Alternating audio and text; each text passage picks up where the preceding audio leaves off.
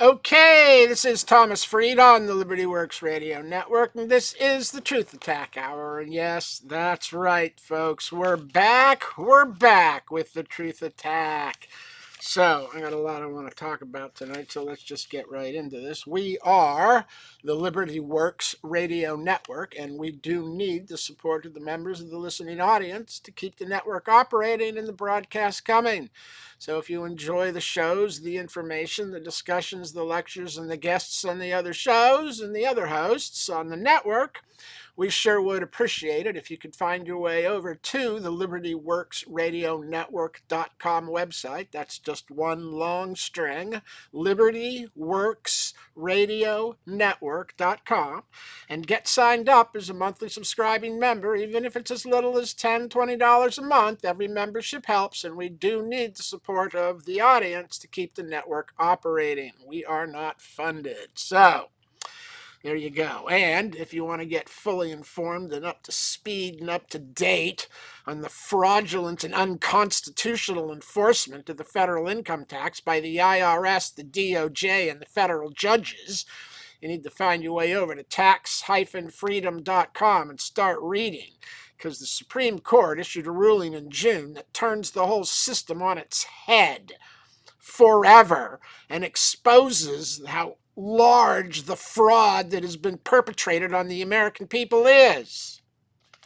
So we're going to get more into that probably a little later in the show.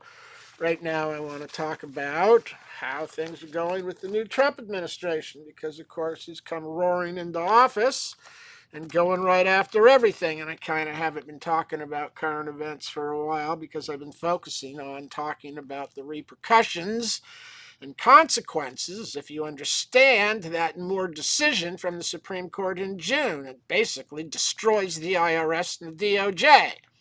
Problem, of course, is we're going to need to find an honest judge, and there don't appear to be very many of them left in the country in the lower courts.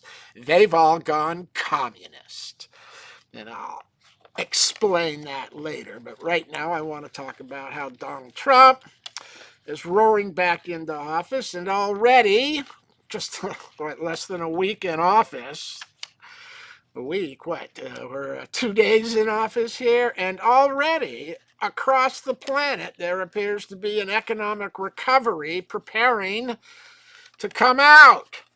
And as you know, I've been saying since we had the two down quarters in the Biden administration in the second year of his administration that you've been in an economic recession ever since.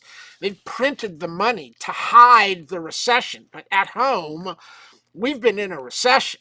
Interest rates are up, wages are down, jobs are, they're reported as being good, but they're not. They're always revised down. And of course, the last revision was that 800,000 jobs allegedly created from the reports, or as reported by the statistical reports that they all go by, 800,000 jobs didn't actually appear. They revised it all down.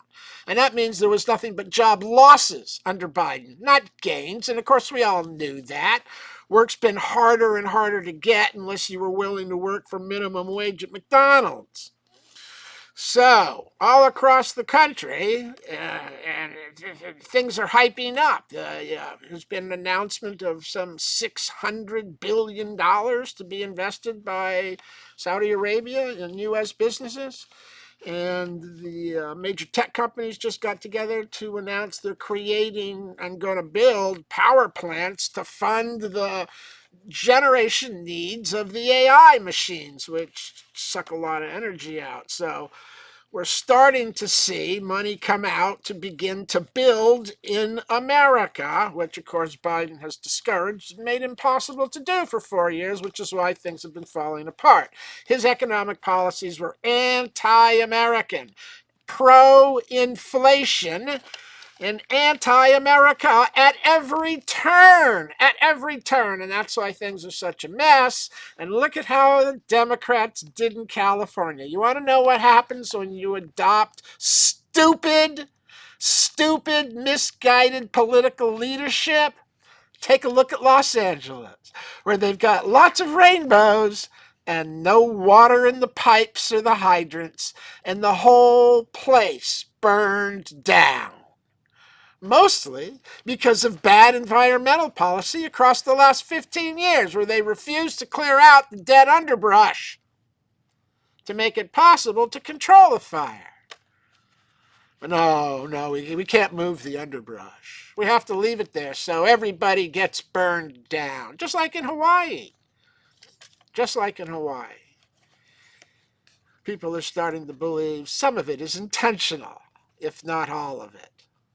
I don't think it's intentional. I think it's just stupid incompetence, both in the political leadership of the municipalities and in the voters who voted for the stupid idiots running things there. You made your bed. You better change the sheets or you're going to have to sleep in it for the rest of your life. Made a terrible mess in that bed. So, they've already started deporting alien criminals. There's raids going on in major cities around the country where they're not going after ma and pa alien. They're going after the cartel members. 15, 16, 17 arrests, criminal records, violent tendencies. They're going after the criminal class and deporting them so they won't be here to terrorize and steal from Americans and American shops and businesses and drain our welfare systems of resources that are scarce enough for citizens and should be primarily resourced and focused on Americans. Like the homeless veterans, perhaps, would be a good group to start. So, there you have it. They're going after the criminals, and of course that hasn't been done in 4 years. Biden's been letting them flow across the border like water through the pipe, and done nothing to shut them down. And don't talk to me about how illegal aliens commit less crimes than Americans. That's just a flat-out statistical lie. And everybody in the country knows it's a lie because it's the illegal alien cartel gang members that are committing what? 1 million, 2 million illegal criminal drug deals on the streets of America all across the country? And how many of those illegal crimes get reported? How many? I didn't hear. Oh, that's right. 0. 0 get reported. Because the people buying the drugs don't report the crime, and the people selling the drugs don't report the crime. And those are the only 2 people, besides security for the drug dealer, who were present at the crime. And nobody's telling and nobody's reporting. So you got what, 2 to 10 million crimes being perpetrated by criminal illegal aliens every year, not statistically reported, and you want to tell me, oh, illegal aliens commit less crime than Americans. You idiot! You idiot! They're committing all the crime! All of the real crime! The violence, the drugs, the murder, the overdoses, the rapes, they're committing all of it!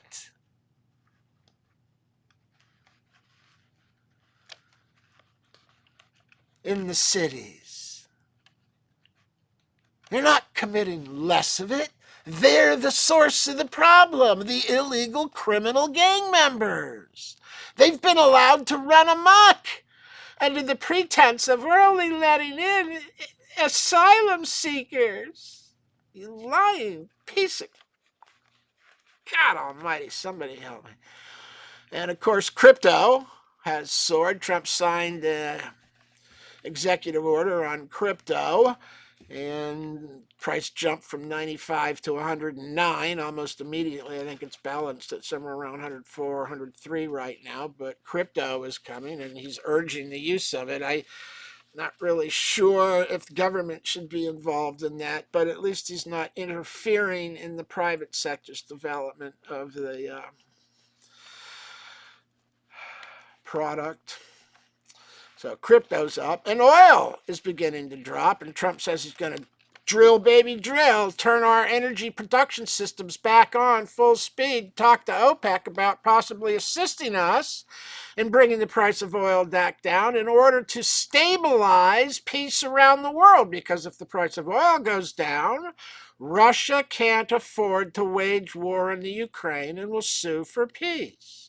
And if the price of oil goes down, Iran can't afford to fund proxy terrorism through the Houthis, the Hezbollah, and the Hamas organizations in Israel and against Saudi Arabia, who are the Sunni branch of Islam, and Iran is the Shiite, and they hate the Sunni almost as much as they hate the Jews.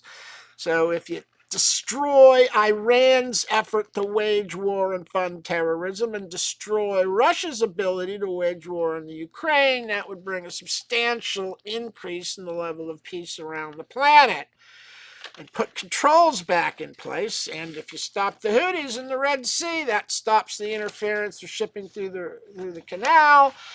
And that will help to keep prices down rather than up. Because if energy goes down and shipping costs go down because you don't have to go around the tip of South Africa anymore, well, that's going to impact product prices all over the planet, which will lower inflation. And to stimulate production in America, he's raising tariffs and, of course, encouraging investment in America. And many companies are announcing they're going to move plants from Mexico to America or build in America instead of elsewhere in order to avoid the tariffs that are going to be part of America's tax programs from now on, where they can be effectively used to punish countries who are dumping products in America based on either excess supplies or the use of slave labor in the country, like China, to produce tons of cheap stuff that they dump here for Americans to buy. If you tariff those goods, only the price of those Chinese goods will go up. Now, that's not inflationary, because what it really does is gives the consumer some motivation to consider buying from a different source. It doesn't necessarily raise the price of all those other sources, only the one Chinese product that was competing with the unfair advantage.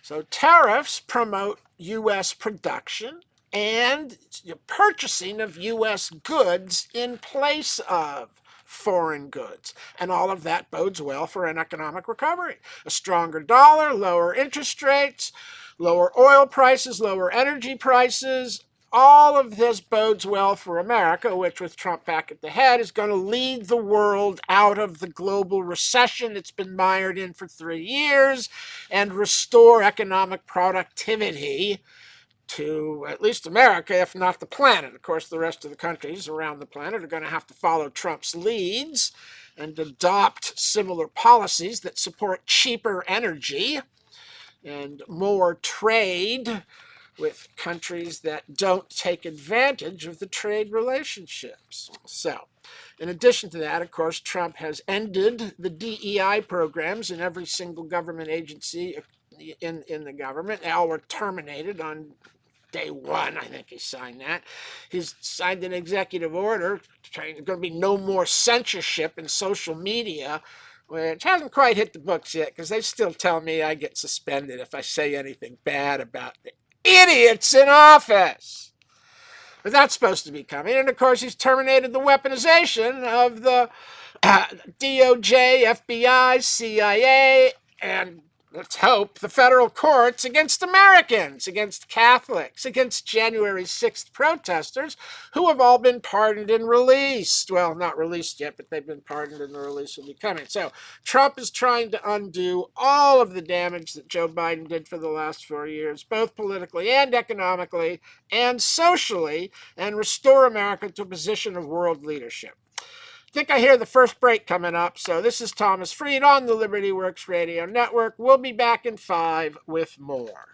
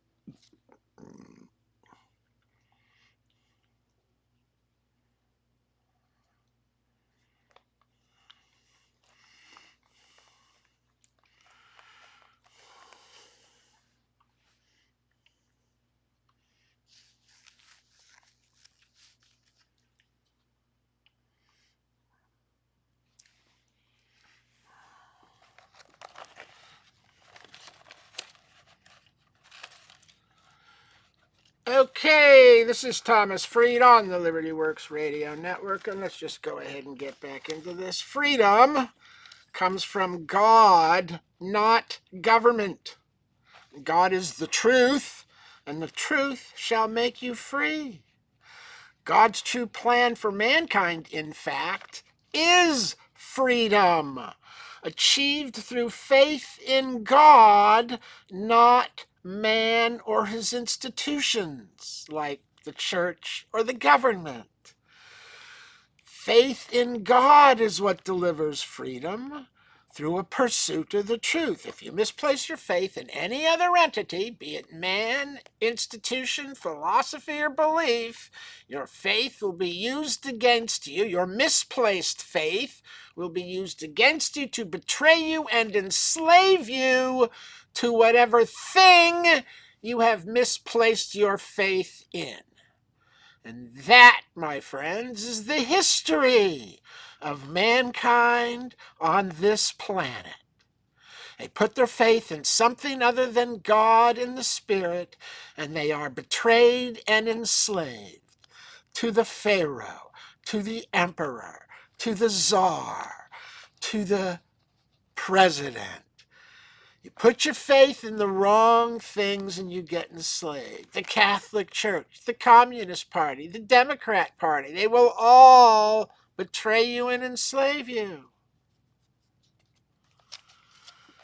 Only God delivers freedom, and he does so through your pursuit of the truth. If you reject the truth, you are rejecting your own freedom and God's plan for you. So, things are looking on the upside after 2 days of Trump being in office already. You're getting reactions around the world. And on the downside, well, actually, it's an upside too, but the woke media organizations are shrinking. They're losing viewership, and they're laying off employees, firing people, and rescheduling and moving hosts to try and get them to quit so they don't have to pay them the outrageous excessive salary. Jim Acosta on MSNBC has been moved from 10 a.m. in the morning to midnight. There's a winning shift for you. Good luck with that, audience.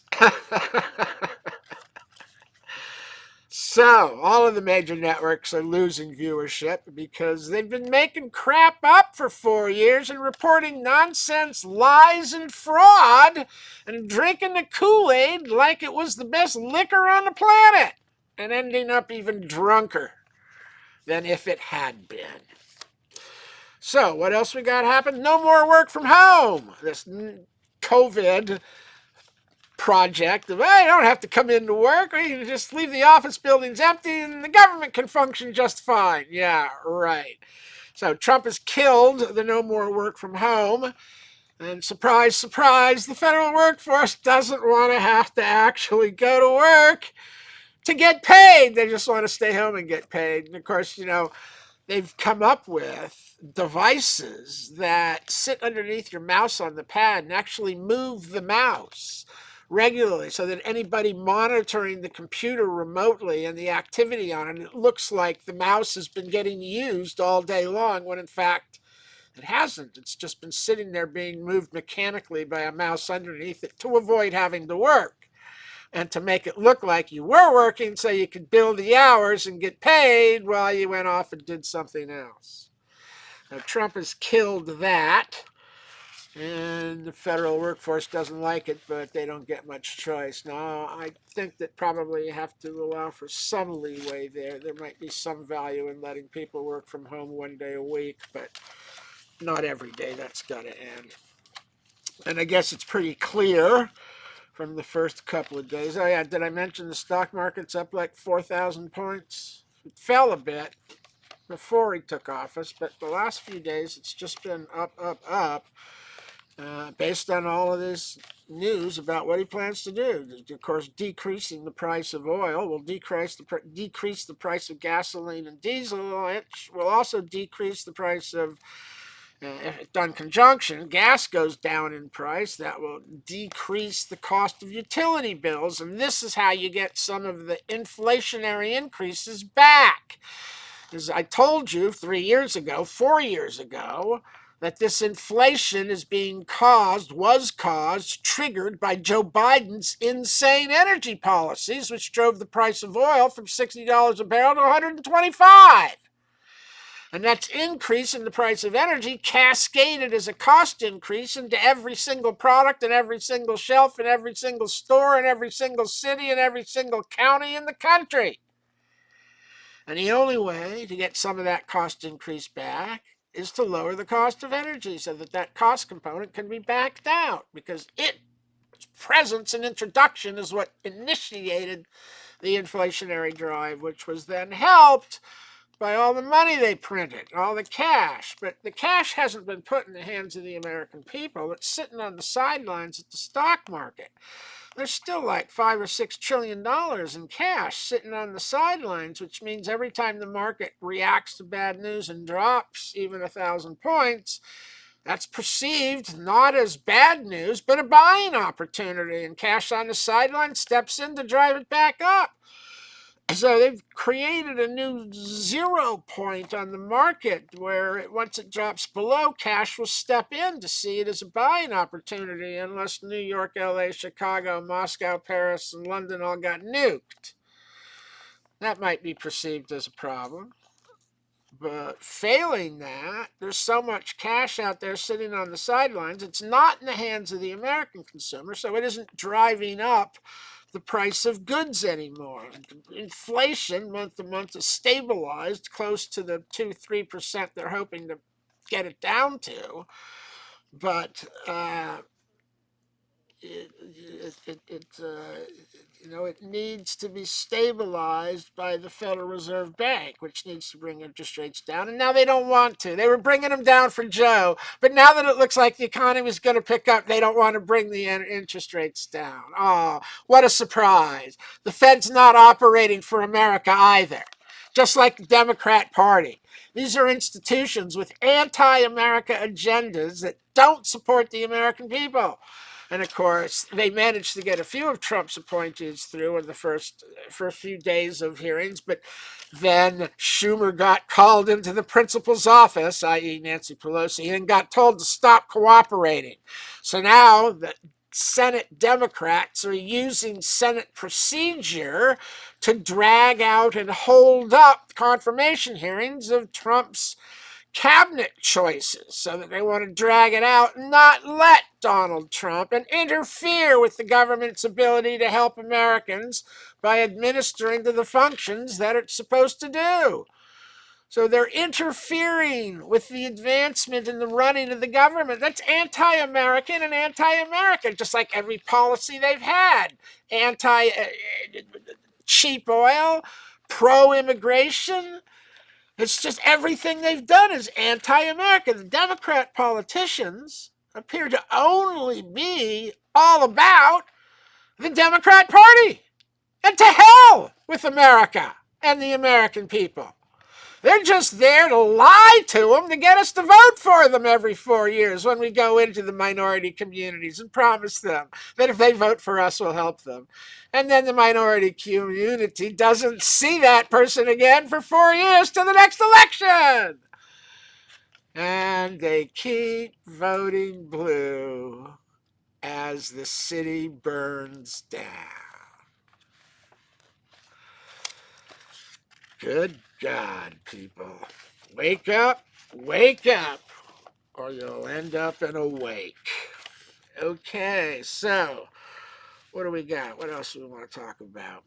Oh, yeah, okay, Joe Biden pardoned everybody in his family, but he doesn't have a pardon.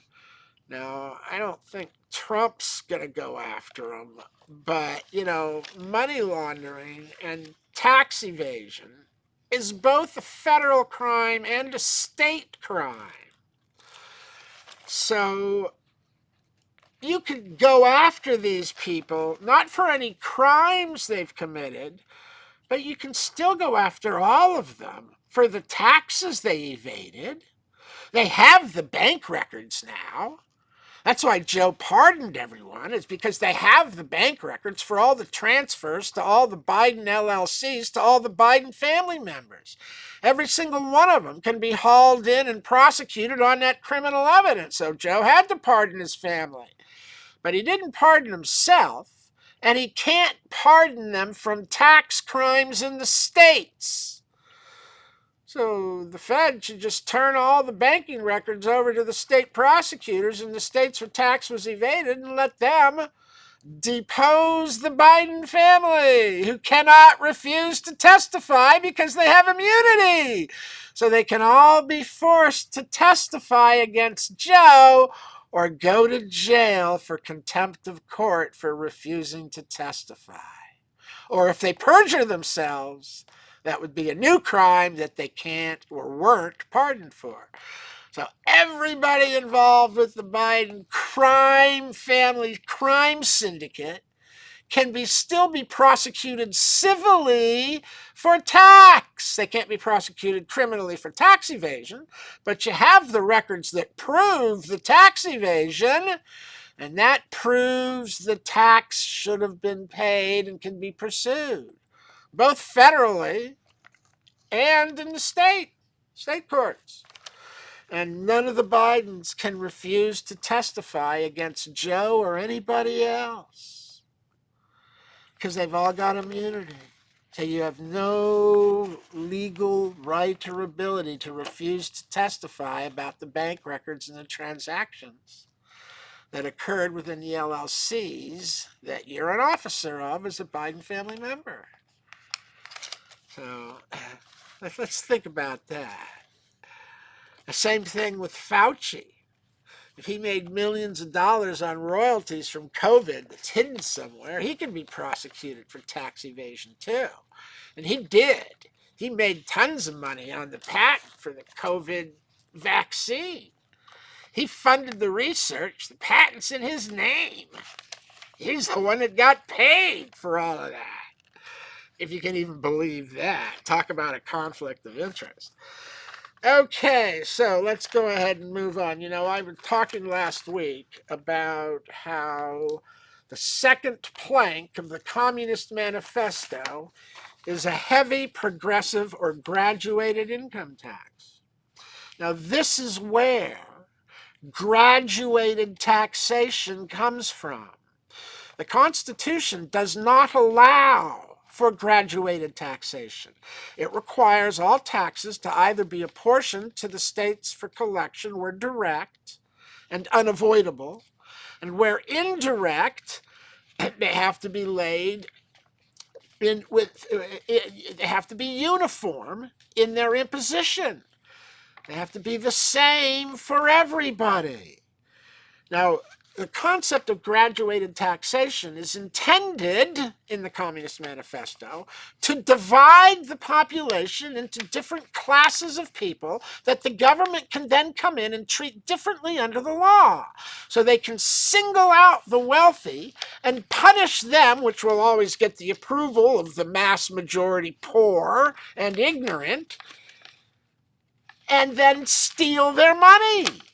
So graduated taxation is designed to engineer the class warfare that keeps a population distracted by warring amongst itself with its own brothers and sisters, instead of focusing on the realization that it is the government that is the class that is looting the treasury and destroying America and stealing from Americans with corruption and fraud. And what happens instead? Well, because you're using graduated taxes, you have the poor fighting the rich, and both sides are constantly appealing to Congress to step in and write law to solve the conflict they engineered in order to usurp more power. It's an endless circle of usurpation of power. I think I hear the second commercial break coming up. This is Thomas Freed on the Liberty Works Radio Network. Get over to the website and get signed up as a subscribing member, please. We'll be back in 5.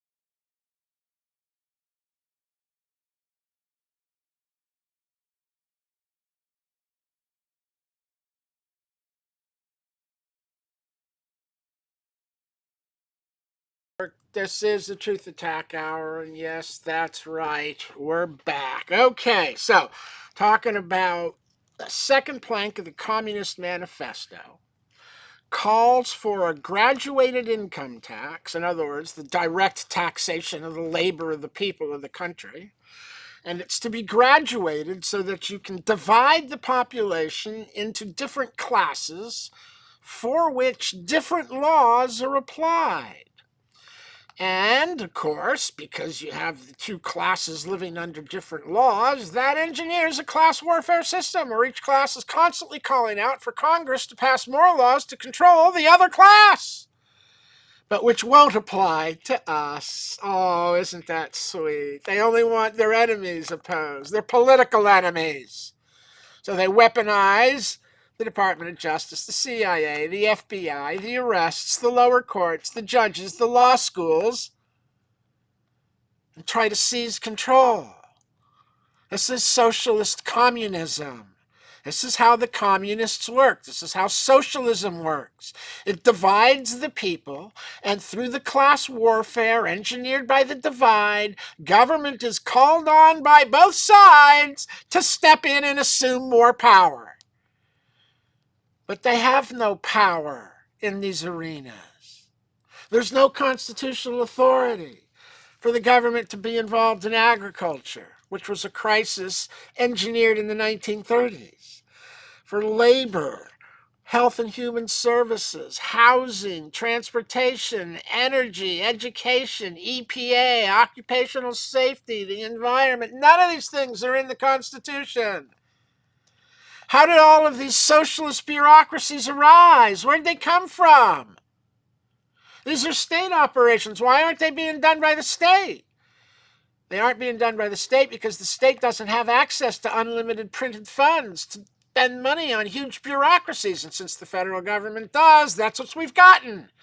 By not keeping the federal government in the box and preventing them from creating these agencies over areas where there is no constitutional grant of power to administer to the area, and they fund it and print the money to fund it, and the socialist bureaucracy grows, and the private property rights and freedoms and liberty of the American people dies as they are enslaved through a direct tax on labor. Oh, but direct taxes are only taxes on persons and property. Baloney! That's just how they've been thought of historically, because it was inconceivable to the Founding Fathers that a person should owe money as tax to the federal government every time he earns $1 working in the 50 states. Inconceivable! If every time I work I owe money to the federal government, I'm a slave. I'm a slave. That's an unavoidable tax, and that's what constitutes direct taxation, whether or not it can be avoided. And of course, taxes on a person at $50 a head, or taxes on property at $1 an acre, that can't be avoided, so they're direct taxes. But it was inconceivable that would be a federal tax on labor, so that's why it's never been discussed or posed or talked about as a direct tax. But the key component to direct versus indirect taxation is whether or not the tax can be avoided. And if you tax a person's labor and make him the party allegedly liable for the tax every time he works, that's direct taxation because it cannot be avoided. Now, that's not what's in the tax code. What's in the tax code is an indirect system of collection of the tax at the source, and the Supreme Court identified that in 1916 in the Brushaber case. And I've reviewed many times how the collection of the tax at the source is effected by a class of tax collectors called withholding agents that collect tax from foreign persons. There was no income tax imposed on domestic labor, only the labor, salaries, and wages of foreign persons. That's in Section 1441B. 5 years later, after the 1913 Income Tax Act was originally enacted as a tariff on foreign persons and foreign products and in foreign places, 5 years later, in 1918, they added the Canadian Tax Treaty of 1918, and that's where Section 61 came from. Its original legislation wasn't the tax code of 1913. It was a tax treaty that expired in 1993. making Section 61 dead letter law for 33 years. But they can't let it die because Section 61 becomes the mechanism for alleging somebody owes a direct tax on their income. And that's how you get to taxing rent, interest, dividends, salaries, wages, compensation, annuities, commissions, alimony. None of these things are taxable to the federal government. None of them are taxable to the federal government by impost, duty, or excise. They're not earned by a corporate person, a licensed person, a foreign person, from imports or exports, or in a territory or possession. All of these limitations are recorded in the statutes at large in 1939. There's no tax on federal employees. There's no tax on citizens in the 50 states. There's no tax on the labor of Americans. That's all been invented after World War II, when they got away with the victory tax, which was a direct tax on the labor of Americans for the first time, where the American people were duped into buying the sales pitch of everybody has to sacrifice to save the planet from the Nazis in the European theater and the Imperial Japanese in the Pacific. And by God, they did it. And when basically alone, because who helped in Europe and who showed up in the Pacific? You know, sure, the British were there, but you really think Montgomery was a help? Go ask the guys involved in Market Garden.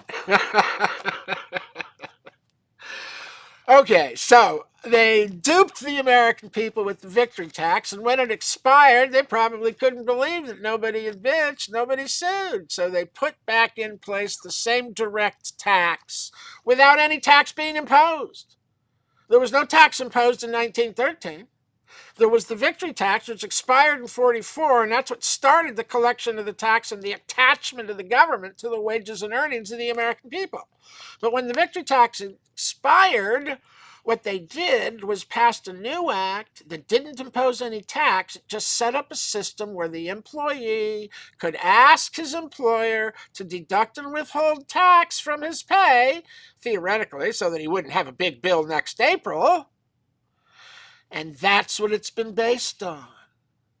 An request and allowance of the employee who has been duped into believing he owes tax and that he isn't a slave because of the direct control and taxation of his labor. Because they don't teach you any of that in high school. They only teach you to sign a W-4, single and zero, and trigger a 30% withholding rate when you're not going to owe any tax because you're working minimum wage part-time and you aren't going to make enough to require you to file or pay. So why are they taking the money from you? They're taking it from you to train you to give up your Fourth and Fifth Amendment rights and make a full disclosure of the government of your financial activities and be a cooperative slave. A voluntary indentured servant, because of course none of the money goes in the U.S. Treasury. It all goes around the Treasury of the Federal Reserve Bank. That's why there's no credit for tax already at the Treasury on April 15th. And that's why you have to file, because you have no credit for any tax paid. But it was all supposed to be deposited at the Treasury when it was collected. That's law, 7809. Why isn't the law being followed? Why isn't the money going in the Treasury? Why are you being forced to service a $36 trillion debt owed to the private corporation known as the Federal Reserve Bank under the guise and pretense of taxation? And since the Constitution requires all taxes to either be apportioned or uniform, how did we end up with graduated taxation? Class warfare. It's not uniform. Well, if you research this, graduated taxation goes back to a series of Supreme Court decisions in the 1860s, 70s, and 80s, before any tax was laid on the American people. The only people taxed were ATF licenses, corporations, and foreigners. No tax on citizens. And the court ruled in these decisions that the use of graduated tax brackets is based on the power of Congress to discriminate against the inanimate articles of commerce and commodities subject to taxation. And I would add power to discriminate against the inanimate corporate person who is privileged, the inanimate licensed person. Well, they're just the licensed person. And the basis of the discrimination is that Congress can tax these parties differently based on the level of return realized through the enjoyment of the privilege possessed or enjoyed.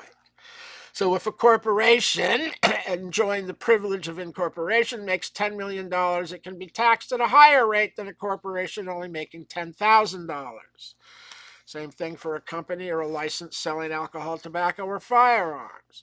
So the basis of graduated taxation is based on the power of Congress to discriminate against the taxed items and taxed parties.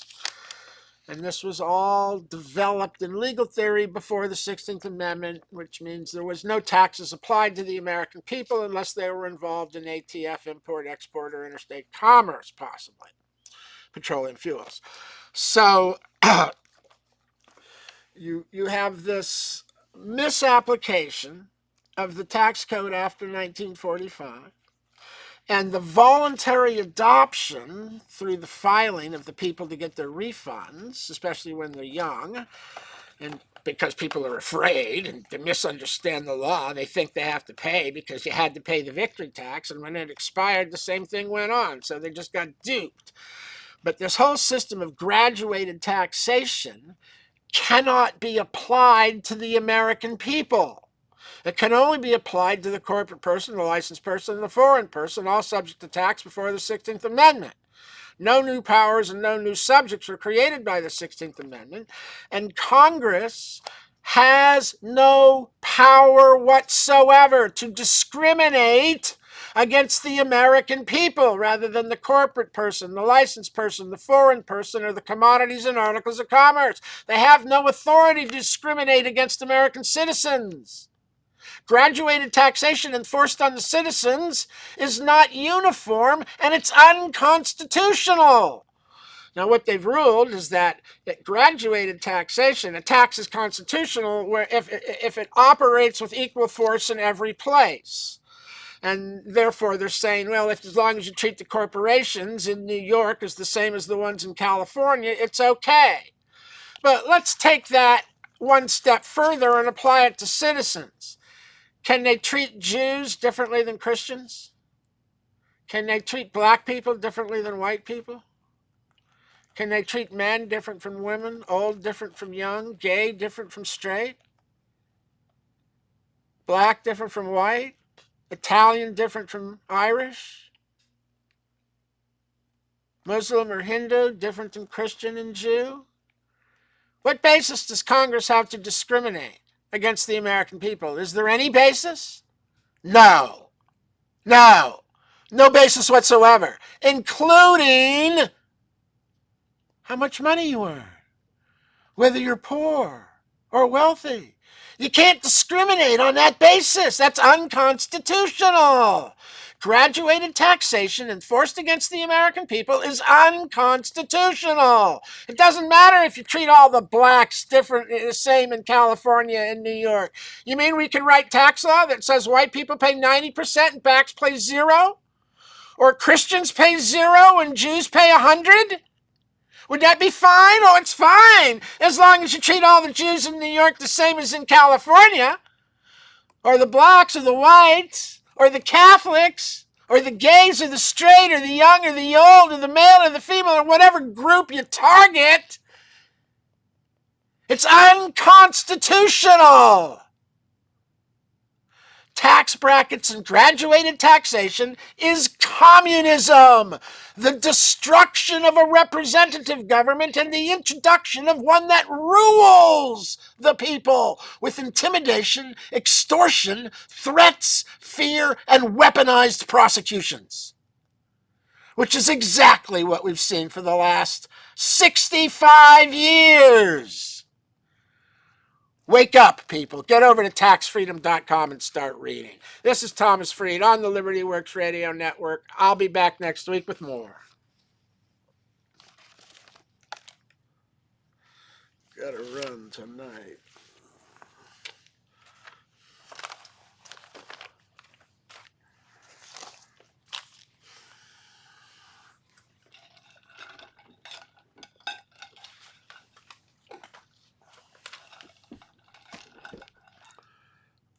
guess I better stop the recording.